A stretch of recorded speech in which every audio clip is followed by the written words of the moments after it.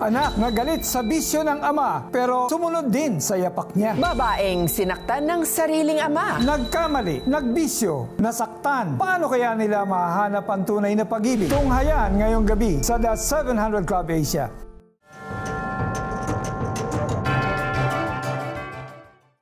Tuluyang nasira ang pagsasama ng mga magulang ni Rafi dahil sa walang tigil na pambababae ng kanyang ama. Naiwan silang magkakapatid sa poder ng kanilang ama matapos piliin ng kanyang ina na umalis sa kanilang tahanan. Hindi niya sukat akalain na aabot sa 7 babae ang makakarelasyon ng kanyang ama. Naging inspirasyon ko yun, nakala ko mabuti. Nang siya ay nagbinata, ang dating kinamumuhian niya sa kanyang ama ay kanya na rin ginagawa. Try ko ng manigarilyo, nag-try na akong uminom ng alak, nakakapag-sugal.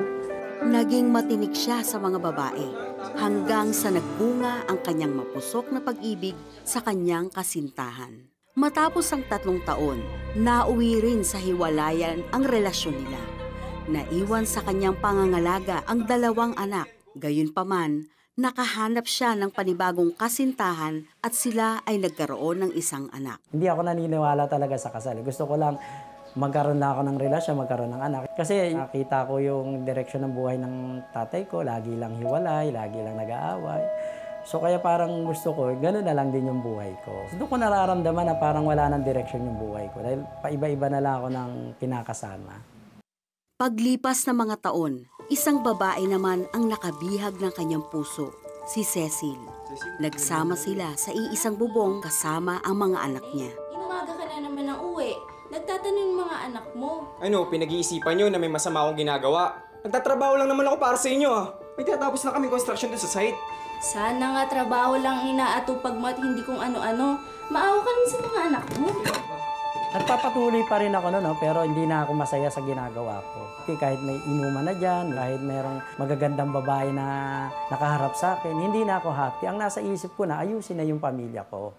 Lingid sa kaalaman ni Rafi, nakakilala na pala sa Panginoon ang kanyang mga anak at ipinapanalangin nila na magkaroon din siya ng relasyon sa Diyos. Nung umaten ako ng church na yon, ramdam ko talaga ang presensya ng Diyos sa akin. Ay, nung araw na yon talagang tinanggap ko ang Panginoon, humingi ako ng kapatawaran sa lahat ng aking ginawa. Lahat ng mga sinanakit na naramdaman ko mula bata at yung mga sarap na alam kong walang direksyon, binura lahat sa akin ni Lord yun. Parang ibinalik niya ako dun sa tamang direksyon na kapapanganak ko lang. Agad na kinausap ni Rafi ang kanyang mga anak. Dito siya humingi ng kapatawaran at ng isa pang pagkakataon na maging mabuting ama sa kanila. Dahil sa patuloy niyang paglago sa Panginoon, natutunan na niyang talikuran ang dating mga bisyo. At sa halip, itinuon niya ang kanyang bagong buhay sa pangangaral ng salita ng Diyos. Subalit, isang bagay ang patuloy na bumabagabag sa kanya, ang maling relasyon nila ng kanyang kinakasama na si Cecil. Idinulog niya ito sa panalangin at nagpasya siyang ipawalang bisa ang kasal nila ng dati niyang asawa. Bagamat mahaba ang proseso nito, pinili ni Rafi na itama ang kanyang pagkakamali. Kaya naman, agad niyang inalok ng kasal ang babaeng nais niyang makasama habang buhay. Siyempre, oo. Lahat yung ginawa ko dahil alam ko na yun ang gusto ng Panginoon na gawin sa amin. Una-una, ayusin ko yung pamilya ko, ayusin ko yung relasyon ko sa asawa ko. December 6, 2018, kinasal sina Rafi at Cecil. Masayang-masaya ako noon. Ito na yung matagal na pinapanalangin namin. Ito yung buong-buong na ibinigay na blessing sa amin ni Lord na makasal kami mag-asawa. Biniyayaan din si Rafi ng isang auto supply business. Ginamit niya ang kanyang kita sa pagpapatayo ng isang maliit na community church kung saan dumadalo ngayon ang kanyang mga kamag-anak na nadala niya sa Panginoon. Ramdam na ramdam ko yung paglaya sa ginawa sa akin. Nakita ko yung pamilya ko na nagsiserve na sa Lord. Doon ko naramdaman na talagang sobra-sobra yung blessing na ibinigay sa akin ng Panginoon. Siya yung aking Savior. Siya yung Diyos na talagang walang kapantay. Alam mo, Alex, na-touch ako doon sa dalawang anak ni Rafi. Dahil imbis na naggalit sila sa tatay nila, they showed him love, invited him to church, and then they let God do the rest. Diba? So, ang naramdaman ni Rafi is deep shame na my own children are doing the right thing. I have to do the right thing also. Ako naman, ang reaksyon ko doon kanina habang pinapanood ko, parang nasabi ko doon, ang hirap nung nangyari ka, na yung anak pa niya, he was shamed by what he does because sa halip na siya yung maging spiritual, no? Maging good influencer, siya pa ang inaakay ng mga anak. Oo. Praise God for our children. Yes. So galit ang nagtulak kay Rafi para sundan ang yapak ng tatay niya. Pero nung pinili niya magpatawad at sumuko kay Lord, doon siya tuluyang pinalaya. Dito natagpuan ni Rafi ang tunay na pagmamahal ng Diyos na siyang rason upang siya rin ay makapagpatawad. Sabi nga sa Proverbs chapter 20 verse 22, "Do not say, I will repay evil. Wait for the Lord, and He will deliver you." Sabi nga sa Ephesians 4:32, "Be kind and compassionate to one another, forgiving each other, just as in Christ God forgave you." Kapatid, huwag na tayong gumanti. Kasi si Lord ang bahala. At huwag natin din ibigay kay God na may galit sa puso natin. When we surrender it to the Lord, we surrender fully with no anger. Kasi siya ang mag-aayos ng buhay natin. There's no need for anger. So, kung gusto nyo rin pong magbago at sumuko kay Lord, pwedeng-pwede po. We can do that right now. In fact, I'm asking you kung saan man po kayo ngayon, if your heart is touched by the story of Rafi or by the words of Alex or me, this is the time to bow your head. Let's do this all together. Let's bow our heads and say, Lord Jesus, I'm so sorry. I have been living my life na ang choice ko ay hindi ikaw. Ang choice ko ay palagi yung sarili ko, Lord Jesus. Please, forgive me. Nahihiya ako sa mga choices ko. In fact, Lord, I've tried to change, but I cannot change. But I know that through your power, when I receive you as my Lord and my Savior, magkakaroon na ako ng power na galing sa'yo to change my life and to make the right choices. Lord Jesus, I thank you because I have this opportunity to change my life. And it is only because of you, Lord Jesus. Be my Lord, be my Savior, be my King, be my Redeemer, be my Healer, be my everything, Lord Jesus. And from this day on, dahil tinanggap na kita sa puso ko, I pray, Lord God, that I will be a new creature.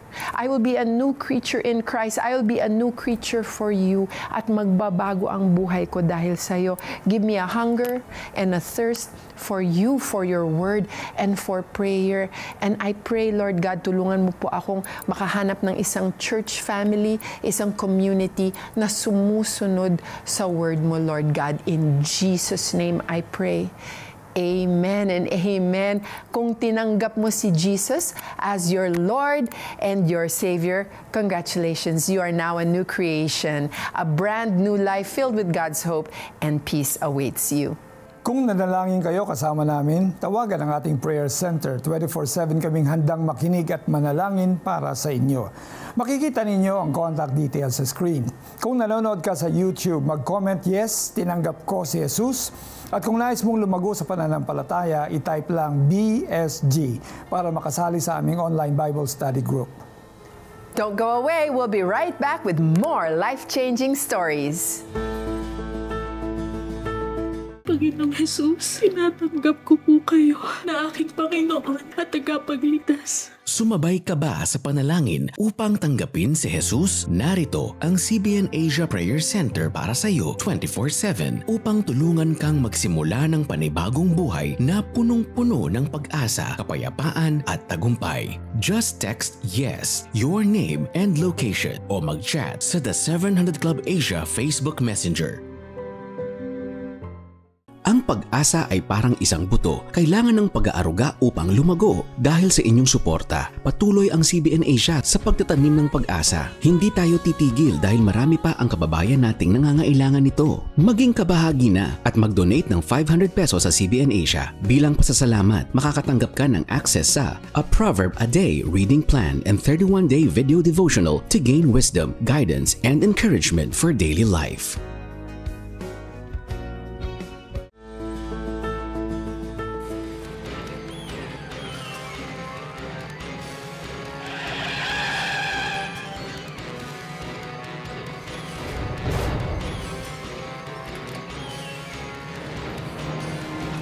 Sino kayo?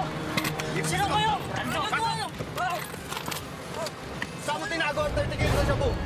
Ha? Wala ko lang sinasabi niyo! Ingat lang ako sa kaya! Sige, alam niyo ba mga anak? Lumaki sa isang Kristiyanong pamilya si Erwin. Hindi niya tunay na pangalan. Dito namulat ang kanyang isipan sa salita ng Diyos. Masaya yung buhay noon. Wala kaming masyadong problema noon. Parang bilang estudyante, bilang Christian, smooth naman yung buhay. Ngunit sa paglipas ng panahon ay kumawala siya sa buhay na kanyang nakagisnan at nilakad ang maling daan.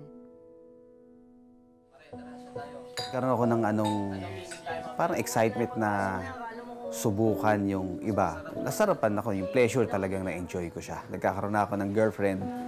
Doon na rin ako nalayo sa simbahan. Maaga rin siyang nagkapamilya kung saan nagkaroon siya ng 3 anak. Tumigil siya sa kanyang pag-aaral at nagtrabaho bilang car agent para masuportahan ang kanyang pamilya. Doon na nag-start ako magkaroon ng magandang income. As in, na-obsess ako doon sa kagustuhan kong yumaman pa ng yumaman. Bagamat umangat ang estado nila sa buhay, hindi naman naging maganda ang pagsasama nilang mag-asawa. Yung married life namin, magulo pa rin talaga noon dahil dami ko pa rin barkada at saka bisyo na hindi naiiwasan. Para bang wala sa ayos ang kanyang buhay. Una-una ang Panginoong Jesucristo sa kanila. Ngunit sa kabutihang palad, matapos ang maraming taon, ay muli siyang nakadalo sa Kristiyanong gawain kasama ang kanyang pamilya. Church pa lang namin doon, na-touch na agad ako ng Holy Spirit. Noong time kasi na yun, hiyang-hiya na ako sa Panginoon eh. Sobrang dami kong kasalanan, naintindihan ko yung meaning ng grace changes everything. There's no sin too great. Lahat yung grace ni God kayang baguhin. So doon nag-start. After noon, nag-altar call ako. Nagsimula ulit siyang lumalim sa Panginoon. Subalit sa paglapit niya sa Diyos, dumating naman ang isang trahedya. September 2016, naranasan ko yung pinaka nakakapangilabot na pangyayari sa buhay ko. Magdi-deliver ako noon ng sasakyan, 8 o'clock umalis na ako sa bahay. Sumabay sa akin si Mrs. hanggang labas kasi mamamalengke siya. Sige, dito na ako. Bye-bye, love you. Sige, ingat. Bye-bye.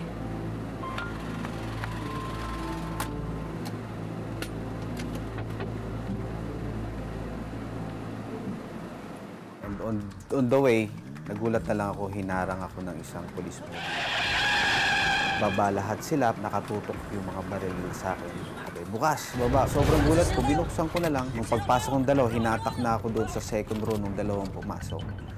Doon na ako salita ng Lord, Lord, help me. Saan mo tinago ang 30 kilo sa shabu? Ha? Wala ko lang sinasabi niyo! Saan mo tinago? Ang ginagawa! Ha? Pinalot nila yung mukha ko. Pinali nila yung kamay ko. And then, unti-unti na nila akong tinokso. Pinapalo nila ako ng baril, sinisikmuraan nila ako. Kinukuryente nila ako sa katawan at saka sa ulo. Yung pinakamasakit is yung akala ko talagang papatay na nila ako. Yung sinakal nila ako, tinakpan nila yung bibig ko habang pinipiga nila yung balls ko. Nung time na yon talagang sabi ko wala na, mamamatay na ako. Nung narinig ko sila nag-radyo, sabi nila, punta na tayo sa dump site, bumili na kayo ng plastic bag. Parang ang sa akin nung tatapusan nila ako. Nag-pray na ako ng malakas. Sabi ko, Panginoon, patawarin niyo po ako sa mga kasalanang ginawa ko. Tanggapin niyo na lang po ako sa kaharian niyo. 2 beses silang huminto pero wala silang nabiling plastic bag. Hanggang sa nakaharap niya ang leader ng mga pulis na dumukot sa kanya. Nagulat na lang ako. Nilabas na yung baril niya, 45. Parang binago ko yung prayer ko. Sabi ko, Lord, save niyo po ako dito. Pag sinave niyo po ako rito, magsaserve po ako sa inyo. Nagulat ako, hindi niya pinutok. Nagulat ako doon sa sinabi niya. Sinabi niya, alam mo yung tinatawag mong Panginoon. Panginoon din namin yan. Tila nagbago ang ihip ng hangin.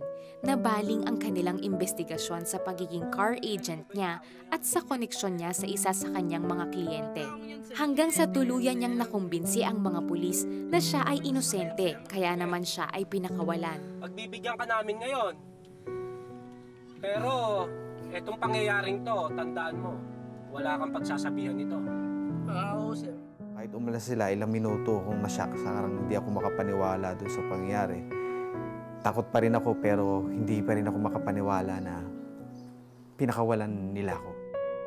Agad niyang pinuntahan ang kanyang asawa para kamustahin ang kalagayan nito. Pagpunta niya sa sasakyan, niyakap ko agad siya. Sinabi ko na nakidnap ako. Sa kabila ng pinagdaanan niya, gumaan naman ang kanyang pakiramdam nang makita niya ang mga anak. Tuwan-tuwa ako, nakita ko pa sila. Yun yung kauna-una ang pagkakataon na nag-pray kami as family. Gayunpaman, nagdulot ito ng matinding trauma sa kanya.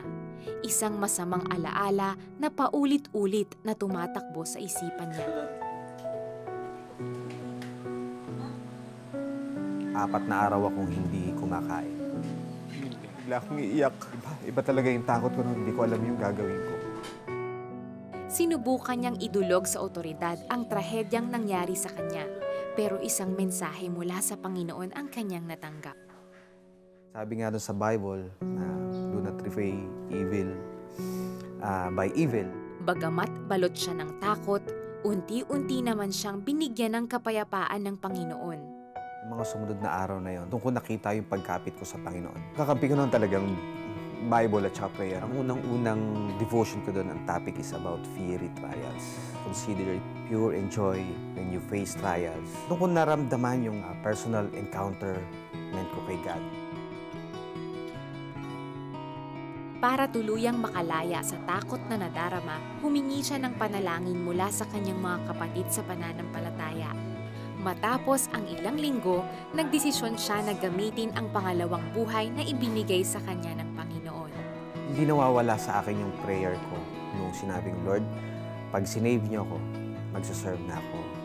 Yung word lang talaga ni God yung unti-unting nagbalik ng strength sa akin.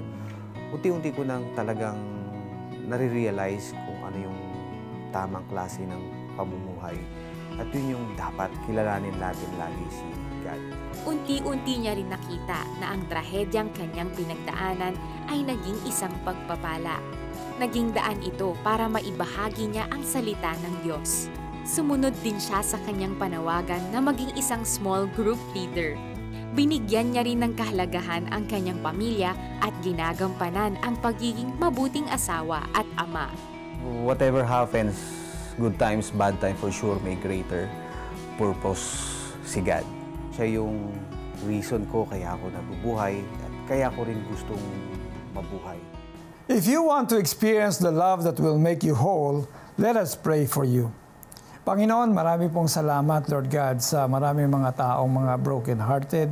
Yung pong mga sa buhay nila, Panginoon, sa halip na sila ay umasa, Panginoon, ng mga bagay na magaganda according to the desires of their heart. Ang nangyari, Panginoon, sila po dahil sa trahedya o sa mga bagay na hindi nila inaasahan, Lord God, ay nakaranas po sila ng sakit sa puso. Naging ano po sila, Panginoon, naging frustrated, naging disappointed sa buhay, na nagtungo sa kawalan ng pag-asa, at kung minsan, Panginoon, sila po, Panginoon, ay may hinanakit sa Panginoon. So right now, Lord God, by the power of your name and the Holy Spirit, I declare that they be released, Lord God, from all those mindsets, Lord God, sa mga maling kaisipan.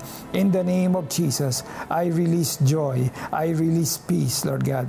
Lalo na po sa mga taong may mga trauma, mga masakit, mapait na pangyayari sa buhay na binabalik-balik sa kanilang alaala ng kaaway. Lord God, na nagiging dahilan upang sila magkaroon ng sleepless nights, even anxiety and depression. In the name of Jesus, I come against it in the power of the Holy Spirit of God and by the blood of Jesus.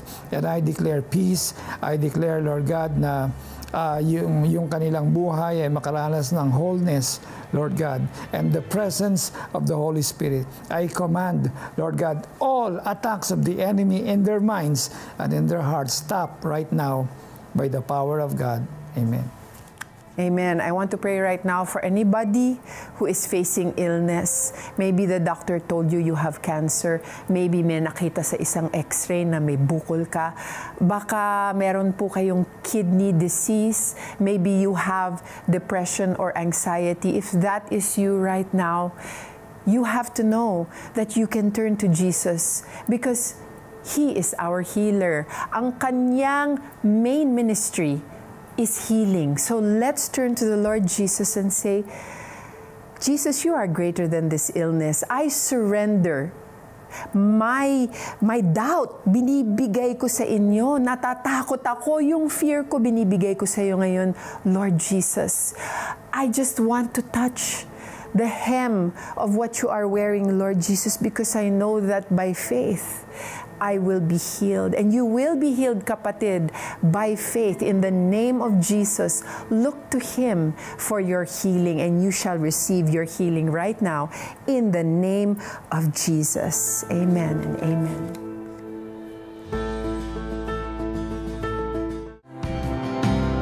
Kaya hintay ka lang. Darating din ang panahon na tayo ay magtatagpo. Ang taglay niyang talento sa pag-awit ay nagbukas sa kanya ng oportunidad para makapagtrabaho sa Japan. At tulad ng isang awitin, ang buhay niya rin ay naglalaman ng isang mahabang kwento ng hirap at tagumpay. I was 8 years old nung makita kong sinaktan niya ang mother ko. That's the time na naisip ko, paglaki ko, aalisin ko doon ng nanay ko. So, meron po siyang ugali na kapag nananakit siya sa amin, pag nasasaktan niya kami, tuloy-tuloy yun, kahit na dugoan na kami, hindi niya kami tinitigilan. So, nung time na yun, hindi na po nakayanan ng nanay ko. Sabi niya, babalikan ka ng tatay mo, lumundag ka na sa bakod. Tig-piso siyang iniipon. Nilagay po niya lahat doon yung piso. Sabi niya, gamitin mo ito, mamayang madaling araw, susunod ako sa'yo. Talagang duguan po ako, sumakay ako ng Victory Liner. Then, ang naisip ko po doon, kailangan ko siyang kayanin. Kailangan mas maging matatag ako kasi yung pag-alis ko na yun, wala na po akong balak bumalik. Agad siyang tumungo sa kanyang kapatid na nakatira sa Maynila. Matulog po ako, pagkagising ko, katabi ko na yung mami ko. Inako na ni Liza ang responsibilidad na buhayin ang kanyang ina sa paraang alam niya, ang pagkanta. Di kalaunay, nag-audition siya bilang Pinoy singer na ipapadala sa bansang Japan. At laking tuwa niya nang siya ay matanggap. Lumipad patungong Japan si Liza kung saan nagsimula ang kanyang karera.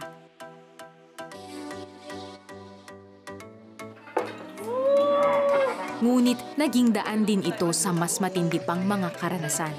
Doon ko po naranasan yung makipag-usap sa customer at yung damit maiksi na. Hanggang sa meron po akong nagustuhan na customer namin, nagyayaan po kami na iinuman kami. Doon po yung first time kong uminom na nalasing akong wala na talaga akong alam. Binuhat na pala nila ako papuntang kotse, hindi ko alam. He was touching me, he was kissing me. Akala ko hanggang doon lang, nagkaroon na ng pilitan. Hindi ko alam kung ano yung nangyayari kasi I was 15. Nung isip ko na siya, I was 19, na I was raped. Inilihim niya sa kanyang ina ang karahasang nangyari para hindi na ito mag-alala pa sa kanya. Doon na po ako natutong magrebelde. Hindi po sa mga magulang ko, but sa sarili ko. Natuto na ako mag-smoke. Natuto na akong uminom. Natuto na rin ako makipag-boyfriend. Hanggang sa dumating ang araw na babago sa kanyang buhay. Yung ate ko, madalas siya magpadala sa akin ng tape. Na ang laman po nun ay mga testimony po ng mga tao. Narinig ko po yung He will carry you. Tapos yung Matthew 11:28. Come to me all of you who are heavily laden and take my yoke, sabi niya, and my yoke is so easy, sabi niya gano'n, and it will give you rest. Doon ko nasabing, pagod ako doon sa ginagawa ko, Lord. Gusto ko yung kapahingahan, yung rest. Doon ako umiiyak. So habang nananalangin yun, sumusunod ako. Naging aktibo siya sa pagbabahagi ng salita ng Diyos sa kanyang mga katrabaho. Subalit, isang bagay ang bumabagabag sa kanyang isip. You cannot serve two masters. Naglalasingan kayo, tapos magba-Bible study kayo. I'm lying. O dahil nagigilty ako sa Lord, everything I'm doing to the Lord, in-stop ko lahat yun. Nakapag-asawa si Liza ng isang hapon kung saan sila ay nagkaroon ng isang anak. Subalit, You pay me! You pay me! You pay me or I'll kill you! No, you can't do that. I'm your wife! You know, this is just so early!